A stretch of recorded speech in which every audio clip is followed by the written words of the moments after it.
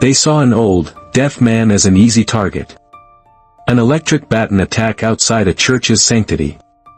But this Marine veteran wasn't alone, his brothers were coming, and their arrival would shake the city. Robert "Bob" Hayes, 70 years etched onto a face that still held the unwavering gaze of a Marine, found his solace within the hallowed grounds of St. Michael's Church. Decades had passed since a battlefield explosion in a distant war had stolen his hearing, leaving him in a world of profound silence, but it hadn't touched his spirit. His life was one of quiet routine, centered around his small, meticulously kept apartment and his daily visits to the church's memorial garden. He'd served 2 tours, earning a Purple Heart and the quiet respect of those who knew his story. Bob navigated his silent world with a practiced grace, relying on keen lip-reading skills, expressive gestures, and a small notepad he always carried in the pocket of his clean, pressed khaki trousers. His attire was simple, a plain collared shirt, comfortable walking shoes, and, more often than not, a faded but cherished olive drab Marine Corps utility cap that spoke of a past he rarely mentioned but always honored. Today, like most days, he sat on his favorite wooden bench overlooking the rose bushes, a small, old-fashioned MP3 player resting beside him. The volume was so low it was inaudible to anyone else. For Bob, the faint vibrations of old hymns and patriotic marches against the wooden slats were a comforting, tangible connection to a world of sound he could no longer access. He wasn't bothering a soul, he was a picture of unassuming peace, a tall, once powerfully built man now softened by age but still carrying an air of quiet dignity. The memorial garden was his sanctuary, a place to remember fallen comrades and find a measure of tranquility. The late afternoon sun cast long shadows across the manicured lawns of St. Michael's as 3 figures ambled into view near the periphery of the memorial garden. They were young men, late teens or early 20s, their postures insolent, their voices overloud and laced with crude laughter as they scanned their surroundings. Dressed in baggy jeans, hooded sweatshirts despite the mild air, and an air of restless aggression, they were a stark contrast to the garden's serenity. They were trouble, looking for a place to spill it. Their eyes, predatory and dismissive, soon fell upon Bob Hayes. To them, he was just an old man, alone, seemingly lost in his own world, an easy mark. The faded Marine cap meant nothing to them, nor did the quiet set of his jaw. They saw only vulnerability, a target for their afternoon's mean-spirited amusement or, perhaps, an opportunity for petty theft. They swaggered closer, their approach a deliberate intrusion into Bob's peaceful enclave. One of them, taller and with a sneer permanently etched on his face, nudged the others. "Look at this old fossil," he muttered, loud enough for anyone with hearing to register the contempt. They fanned out slightly, beginning to circle the bench, their presence an unspoken threat. Bob, facing the roses and lost in the tactile memory of his music, remained unaware of their menacing approach, the gathering storm at his back. The lead thug, emboldened by Bob's lack of reaction, which he mistook for fear or senility, stepped directly in front of him, blocking his view of the roses. "Hey, Grandpa. What you got there?" he jeered, gesturing towards the small MP3 player. Another, a crony, snickering, reached out as if to snatch it. Bob, startled by the sudden appearance of hostile figures directly in his line of sight, looked up, his expression shifting from peaceful contemplation to wary confusion. He couldn't hear their taunts, their demands, only saw the aggressive postures, the cruel twist of their lips.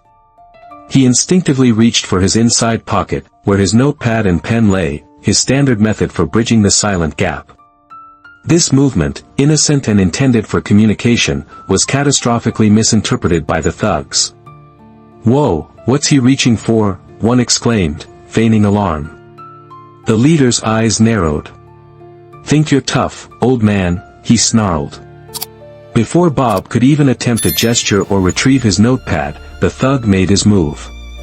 With a sickening grin, he pulled a compact, black cylindrical object from his jacket, an illegal electric baton. The air crackled. A bright blue spark jumped from the tip of the device as he lunged, jamming it against Bob's shoulder. Bob cried out, a choked, guttural sound of pure agony and shock, his body convulsing violently. He slumped sideways, then crumpled from the bench onto the soft grass of the memorial garden, his old Marine cap flying from his head. The MP3 player skittered across the flagstones, its faint vibration ceasing as it hit a stone curb, the silence now absolute and terrifying. The thugs laughed, one kicking idly at the fallen cap. Just as the leader bent down, perhaps to rifle through Bob's pockets, a furious shout pierced the air. "Get away from him, you devils!" Mr. Henderson, the church groundskeeper, a sturdy man in his late 50s, was charging towards them, a heavy-duty rake held like a weapon. The sudden, furious appearance of Mr. Henderson, brandishing the formidable rake and roaring with righteous anger, startled the cowardly thugs. They hadn't counted on any interference. After a moment of shocked hesitation, exchanging nervous glances, they turned and fled, disappearing through a break in the church hedge as quickly as they had appeared, their derisive laughter fading into the distance. Mr. Henderson didn't pursue. His immediate concern was for Bob. He dropped the rake and rushed to the fallen veteran's side. Bob was groaning, disoriented, trying to push himself up, his face pale and etched with pain. "Mr. Hayes. Bob. Can you hear me?" Henderson lamented, forgetting for a moment the extent of Bob's deafness in his distress. He saw the ugly red mark already forming on Bob's shoulder through his torn shirt. This was no youthful prank, this was a vicious assault. His hands trembling with a mixture of rage and concern, Mr. Henderson pulled out his worn cell phone. He didn't dial 911 first, his instinct was to reach out to someone who truly understood St. Michael's flock and its veterans. He speed-dialed Father Michael Ollie, the church rector. "Father, it's Henderson. You need to get to the memorial garden, now. Some punks, they attacked Mr. Hayes. They used some kind of shocker on him. He's hurt." Father Ollie, a man known for his calm demeanor, felt a surge of cold fury. Bob Hayes, a decorated Marine, a man of quiet faith and immense dignity, assaulted within the sanctuary of their church. Unthinkable. "I'm on my way, John," he said, his voice tight. "Call the paramedics immediately. I have another call to make. One they'll listen to." He knew this wasn't just a matter for the local precinct. This was an outrage that demanded a response from those who understood the unbreakable bond of brotherhood Bob Hayes had earned a lifetime ago. It took less than 10 minutes, a remarkably short span of time that would later be recounted with awe. As Father Ollie rushed from the rectory, and Mr. Henderson knelt beside Bob, trying to offer comfort while speaking urgently with a 911 dispatcher, the serene quiet of the street outside St. Michael's Church was shattered. It wasn't the wail of an approaching ambulance, not yet. It was a deeper, more disciplined sound, the unmistakable, throaty rumble of heavy-duty engines. 2 olive-drab Humvees, followed by a larger troop transport vehicle, an LMTV, all bearing crisp United States Marine Corps markings, turned sharply onto the street. Their presence was utterly incongruous with the peaceful, civilian setting of a suburban church. They didn't just park, they executed precise, practiced maneuvers, with one Humvee positioning itself to control the main entrance to the church grounds, the other and the LMTV effectively commanding the adjacent block. Doors opened with a practiced efficiency, and a dozen United States Marines in full, immaculate combat utility uniforms disembarked. They were unarmed, save for the sidearms holstered on the hips of their non-commissioned officers, but their movements were swift, silent, and imbued with a calm, controlled purpose. They didn't run, they didn't shout. They fanned out, forming a loose, observant perimeter around the memorial garden, their expressions grim, their very presence an overwhelming statement of intent. The few pedestrians on the street stopped dead in their tracks, phones emerging to capture the unbelievable scene. This wasn't a police action. This was something else entirely, something far more formidable. The Marines had arrived. From the lead Humvee, a figure emerged who commanded instant attention. He was older, perhaps in his late 60s, but stood ramrod straight, his Marine Corps service uniform, alpha greens, impeccable despite the unexpected and urgent nature of his arrival. This was Major General Marcus Thorne, commanding general of the nearby Marine Corps Recruit Depot, a man whose reputation for fierce loyalty to his Marines, past and present, was legendary. Father Ollie had reached him mid-briefing, his call patched through with an urgency that brooked no delay. The general hadn't hesitated. General Thorne strode into the memorial garden, his eyes, cold as gunmetal, taking in the scene in a single, sweeping glance. Bob Hayes, his old friend and a man he deeply respected from shared service years ago, now pale and trembling on the grass, attended by a frantic Father Ollie and a grim-faced Mr. Henderson. He noted the discarded marine utility cap near Bob, the torn shirt, the raw, angry welt already visible on Bob's shoulder. His gaze flickered with a dangerous light. Father Michael, Thorne's voice was unexpectedly quiet, yet it cut through the tense air like a honed blade. Report. Father Ollie quickly recounted the cowardly attack, his voice thick with indignation. They ambushed him, Marcus. Used an electric stunner. 3 of them, young thugs.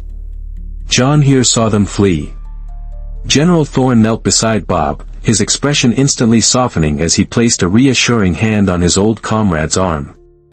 Bob, it's Marcus Thorne. We're here. You're safe now. Bob, dazed and in considerable pain, focused on the general's face. A flicker of recognition, then profound relief, crossed his features. He tried to speak, then fumbled weakly for his notepad. The general nodded. Don't try to talk, Marine. Medics are inbound. We'll take care of everything. He then rose, his attention shifting as the wail of approaching sirens signaled the arrival of local police and paramedics. His jaw was set, his eyes promising a reckoning. He saw 2 local police officers beginning their approach, their expressions a mixture of caution and bewilderment at the military presence. As paramedics quickly and professionally began assessing Bob's condition, preparing him for transport, General Thorne turned his steely gaze upon the senior police officer on scene, a young sergeant who looked increasingly overwhelmed. Officer, General Thorne's voice, though still controlled, now carried an undeniable weight of command that made the sergeant stand straighter. I am Major General Thorne, United States Marine Corps. I understand one of my Marines, Mr. Robert Hayes, a decorated combat veteran, was just brutally assaulted with an electrical weapon on these church grounds by multiple assailants. Can you provide me with an immediate update on the pursuit of these criminals? The sergeant, visibly intimidated but trying to maintain his composure, began, Sir, we've just arrived. We're taking statements, securing the scene. We'll put out a bolo as soon as we have descriptions. General Thorne's expression did not soften. Officer, as soon as is not the timeline I expect when a man like Master Gunnery Sergeant Hayes, retired, is attacked in broad daylight in a place of worship. This wasn't a schoolyard scuffle.